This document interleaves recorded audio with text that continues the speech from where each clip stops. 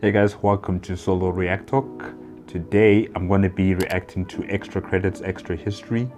I think this is the last episode of Admiral Yi, and this one is called Korea Admiral Yi Lies Extra History.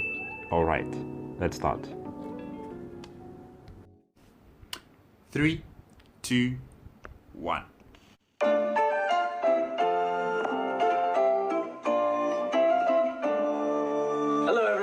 Welcome to Lies, the part of Extra History where I get to share all the stories that didn't make it into the episodes, correct all the places where we were wrong, and flesh out all the things I wish we had had more time to dive into in the episodes proper.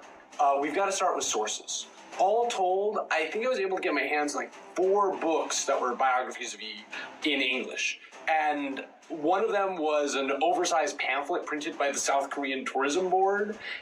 And it's not like I'm just going to Amazon for these things. One of the large local universities in my neighborhood has been kind enough to help me find rare and out-of-print sources. But of all these books, the one that's actually most critical of Admiral Yi is this book, which you can see I got from Half Price Books. It's exciting. But yeah, it's called The War Diary of Admiral Yi. And that title isn't some poetic rendering. This is actually his real diary entries. So yeah, the most critical book about Yi I could find was written by the man himself. And that says something. I was reading it, and all of a sudden I had this revelation that this man's life has been turned into a Confucian parable. And many of you may have noticed how odd the flow was in the first episode. How it just seemed like over and over I was saying, highly competent Yi was great, but he was betrayed by jealous officials. He bore this betrayal stoically and stayed loyal to the king. And that's because that's exactly how all these books read. And I wanted to give you a sense of all of it so I could talk about it here. Because while all the events laid out are attested to enough for me to believe them to be true, especially when the war actually starts, the way they're presented, especially in his early life, was clearly sort of set up to reinforce a worldview. And I'm not even sure if it's deliberate. I mean, almost everyone writing history in Korea around that period would be a member of the Confucian court, and so they would have it drilled into them, this idea, this way of seeing the world. And it's not overt, it's not moralizing, it's just how they tell the story. And it really made me think, because it's so easy for me to see it when it's being done in a worldview that's so far from my own. It made me think about all the places where I must have missed it from historians who are much more a part of the tradition that I'm used to. I mean, how often do we see Valley Forge presented as Americans don't give up, rather than here's the culmination of a series of blunders that nearly cost the US the war? And the truth is, that's not a lie, right? These events are that parable, right?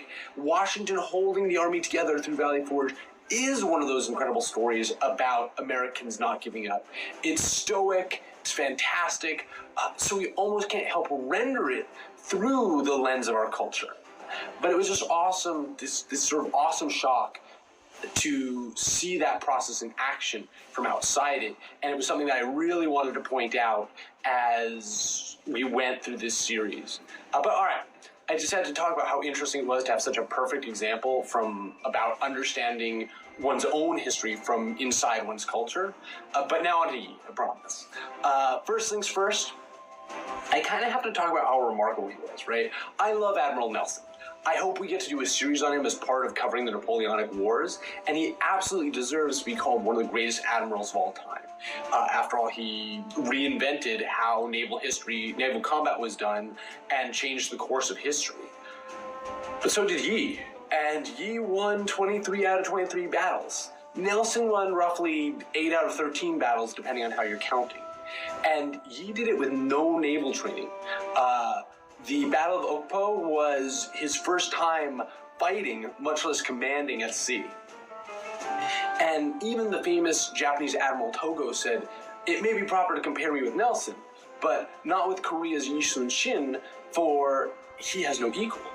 And that's always what, as I was doing this, surprised me. it's amazing how little we hear about this guy in the West, just because his story is so good. You figure someone would have picked up the rights to this and made a movie out of it. But anyway, enough. On to awesome Yi minutia.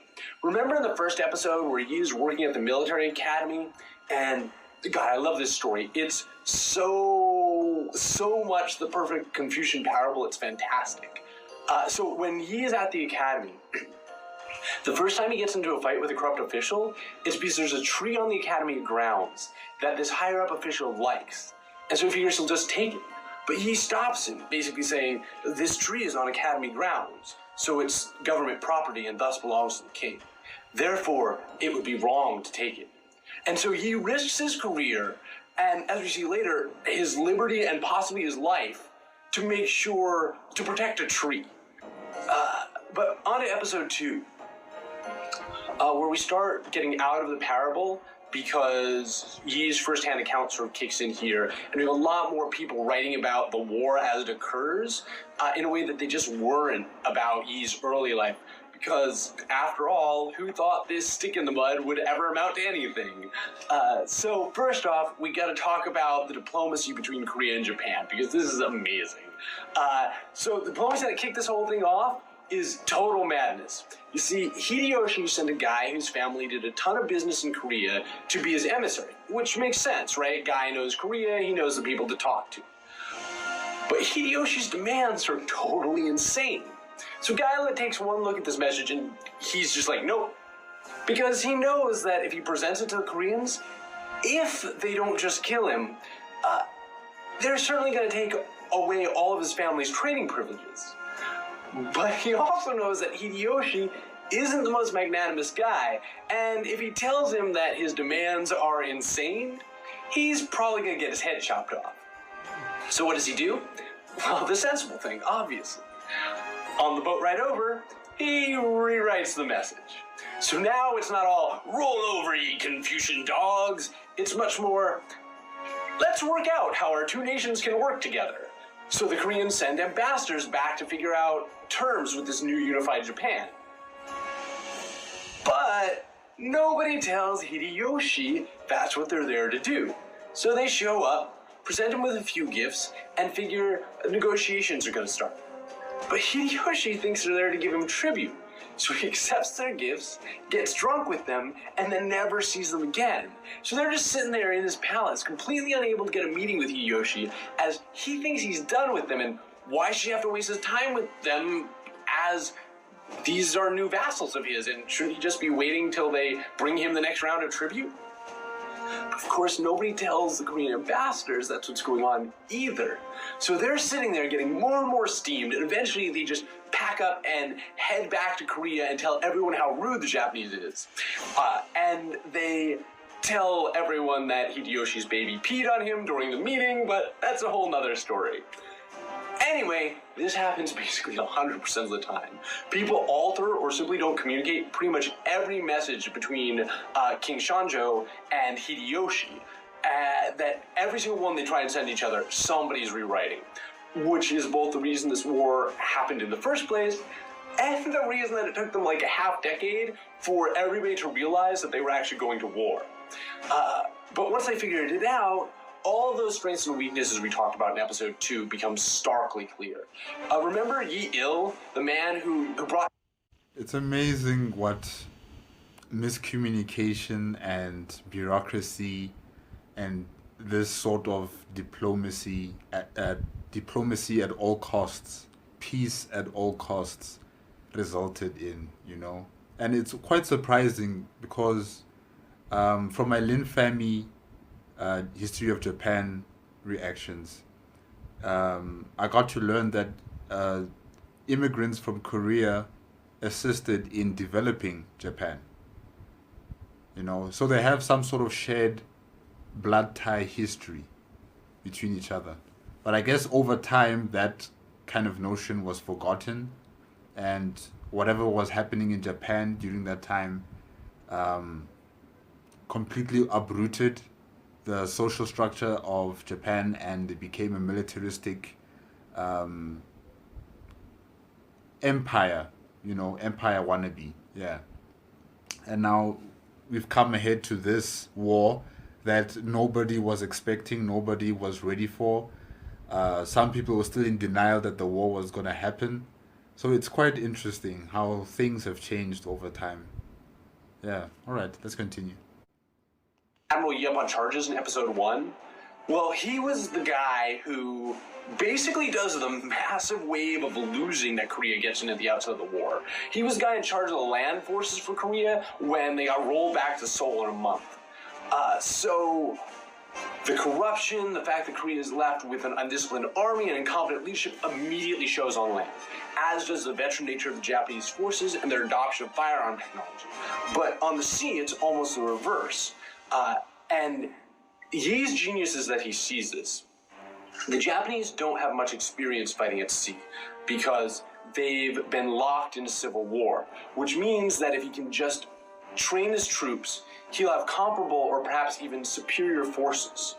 Also, and this is the real kicker, Yi recognizes that with his superior naval cannon, he can outrange the Japanese, which fundamentally changes how naval warfare is done. Up to this point, naval warfare in Asia has been about boarding. It's basically a land battle that happens to take place on ships. And that's what the Japanese come prepared for. But Yi makes it about cannons, about sinking ships. And this is why Yi gets away time and time again with almost no casualties. His ships have more cannon on them, they have better range, and he studies the waters to make sure they can also outmaneuver the Japanese. Additionally, his ships are made of more solid wood, and so they're better able to take cannon shots from the Japanese ships, further tipping the odds in his favor. And he's inventing this new type of naval warfare as he goes, which brings me to turtle ships. The language got changed a bit as we were editing the scripts to make it sound more like he invented them whole cloth than he did. There's a historical record of something called a turtle ship existing earlier than this period, but completely disappearing from the Korean Navy. The turtle ship that Yi and his officers designed and commissioned is almost certainly radically different than the older model. But it's not unlikely that they took some of the fundamentals, like having a covered deck, from that original inspiration. Oh, and I think I've mentioned it, but before this, Yi never commanded a naval battle, right? So you know how in episode 3 he's pouring... Before I continue, yeah, I've seen a video that describes and explains the formation or the creation and the purpose of a turtle ship. If you guys want to check out that video, I'll put the card right up here. Just click on it and you'll be able to access it.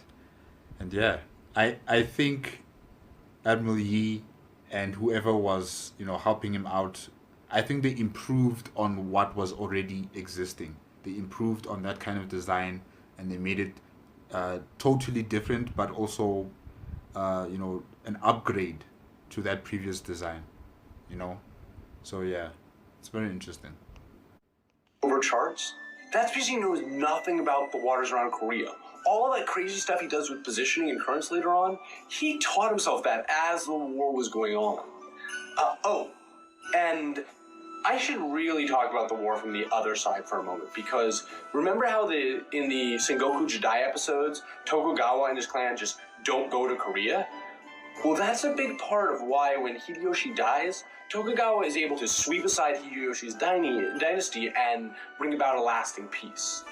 Basically, every other major clan, especially the allies of Hideyoshi, are completely exhausted by the war in Korea. Meanwhile, Tokugawa has been able to use all this time to consolidate his gains from the rest of the Sengoku period, to rest and drill his troops, and to build up his war chest. If Korea hadn't happened, Tokugawa probably would have met a lot more resistance, but because of this adventure, after Sekigahara, everybody's just worn out and gives in.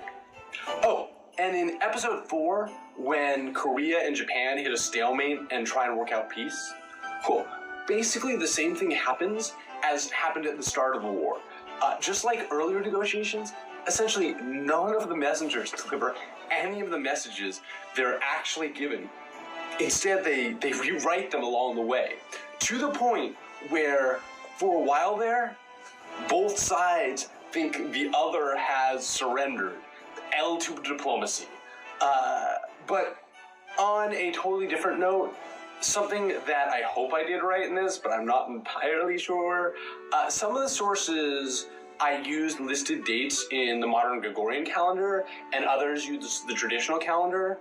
Where they were using the traditional system, I always tried to remember to convert it to Gregorian to keep everything consistent and give everybody watching a better sense of what season it was when things were happening, as that's actually pretty important for some of the naval decisions. But don't trust me 100%. I'm like 95% sure I got all of them, but the two systems are out of sync only by a handful of weeks, so you might want to double check. Back to matters at hand. Let's talk about episode 5, when Hideyoshi dies. Remember how everybody's like, let's leave Korea? Well, theoretically somebody found Hideyoshi's will when they were having that discussion, and of course, it commanded them to do just that as his dying wish. But on the list of pretty clear historical fakes to provide someone with political cover, that ranks fairly high on my list, which is why it didn't make it into the episode. And when one of the Japanese ships slips through the Korean lines, one of my books said that they actually just asked to be let through as a messenger boat, and the ship who intercepted them just sort of said, seems reasonable, and let them through. It was a really detailed account, so it was detailed enough that it seemed sort of credible, but not enough other sources corroborated it, so I couldn't commit to putting it in. But it is an interesting anecdote, so I figured I'd throw it at you. Just imagine, your enemy wants to send a message over to their commanding officers out at sea. Just imagine that. You are allowing your enemy to pass through your lines to go to their commanding officers to send them information. I mean, guys, no. I mean, this messenger could scan the battlefield and see who's here, what do they have, how much do they have, where is it stationed, and then they'll be like, okay, I'm gonna go to my commanding officers now, and then you'll be like, yeah, it's okay, you can go. What is that? No. I kind of find it hard to believe that they would allow the messenger just to leave. No. Additionally, on that line, Yi's son or nephew wearing his armor might also be apocryphal because it was only mentioned in some of my sources, but basically every source I read mentioned that no one, including people on his own ship, realized it wasn't Yi until after the fight, which makes me fairly confident in putting them wearing the armor in, because otherwise, how could people not know? And I wanted to make sure I got to at least a few user questions. Alright, so Krista asks, because Yi started beating the drum, does that mean that the Korean ships had oars as well as sails? And that is a good catch. It is absolutely true. Let's see. Alan asked if the Japanese religion, the commander's religion, had any impact on the war. Insofar as it shaped who they all were, I think it did. But as for its sort of direct result, the only impact I saw was in how the Japanese forces were divided, as in part the army was divided along religious lines. Let's see. Johnny asks what prompted Yi to build the turtle ship, and what made it so impactful. Yi saw before most people did that the war was inevitable, and so he began aggressively trying to modernize the fleet. And this is speculation on my part, but given how he used it, I think he realized he needed sort of a pinning ship, right? The turtle ship was incredibly effective at ramming. It was totally unboardable because of the top covering, and it just had this devastating fire at short range, which meant he could basically send it crashing into the middle of the enemy fleet to take out their command vessels, to break up their formation, and to sort of pin the fleet down while they tried to deal with the heavily armored ship firing in all directions in the middle of them, which left his other ships to engage optimally at range. Kelly asks what happened to turtle ships after the war. While they continued to see service, this was really their heyday, as Korea didn't participate in many more large-scale naval conflicts until after they were outmoded. So Trevor wants to know what effect the war had on China. And that's a really interesting one. Yi himself was respected as far off as the Chinese court, and when word of his exploits and his death got back to them, there was all sorts of praise for him. But while the war was definitively a short-term victory for the Chinese emperor, demonstrating that China was still the dominant land power in Asia, the cost of the war can be seen as one of the things that would lead to the downfall of the Ming Dynasty and the eventual rise of the Qing. Lastly, many of you in the comments asked what happened to the court officials who blocked Yi throughout all this. And while there was some cleanup on the Korean side, like these things tend to roll out, most of them at least lived through the war, and even Yi Il, who persecuted Yi and nearly lost the war for the Korea, outlived Yi by 3 or 4 years. But on to important stuff. Walpole. George Alexander Ballard, the naval historian and admiral who helped make Yi known in the West, once said of Yi, "It is always difficult for an Englishman to admit that Nelson ever had an equal in his profession, but if any man is entitled to be so regarded, it should be this great naval commander."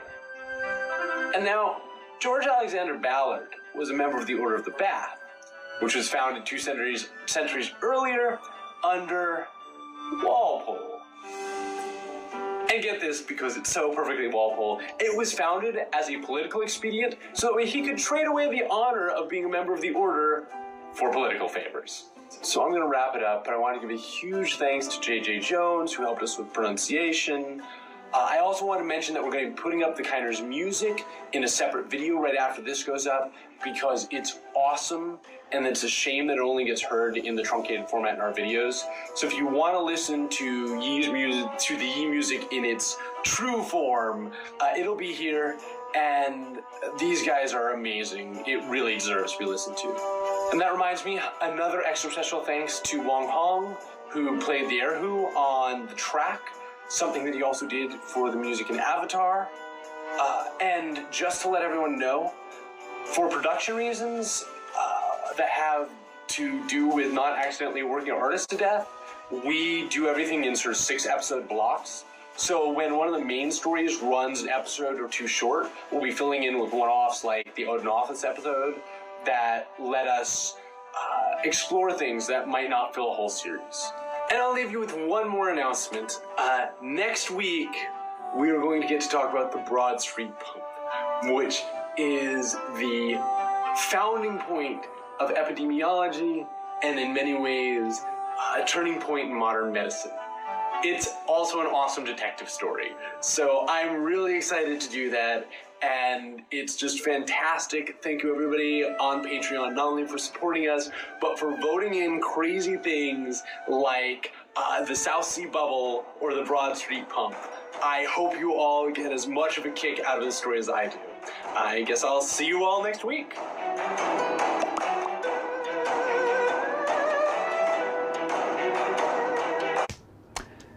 Yeah, guys, that's it. The production of this series was great.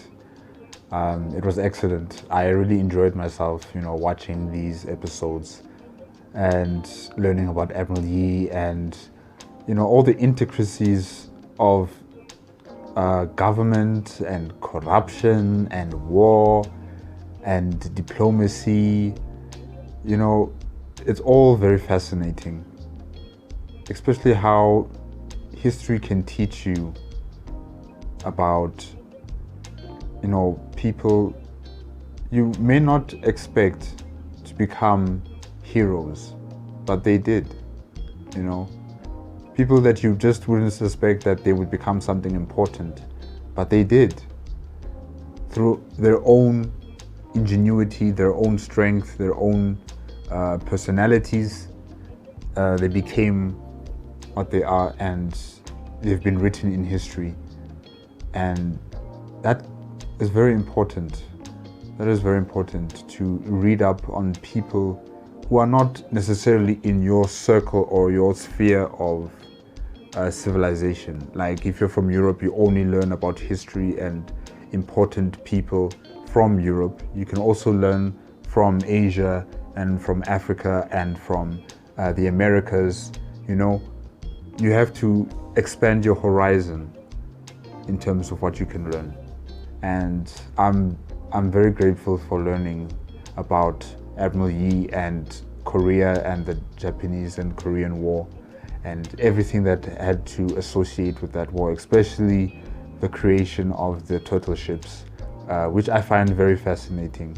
You know, those battleships, I'll call them battleships, those battleships really are unique. I don't think I've ever seen anything like them, you know. Truly, they were unique in their time. And yeah, guys, that's it. That's it for today. Remember to give me a like if you like the video. Comment and subscribe to my channel. Also, click on the notification bell if you want to be up to date with my latest videos. And I guess I'll see you guys next time. And also, I'm going to be creating a Patreon very soon. And I'm going to be watching many of the TV series or movies that are related to Admiral Yi soon.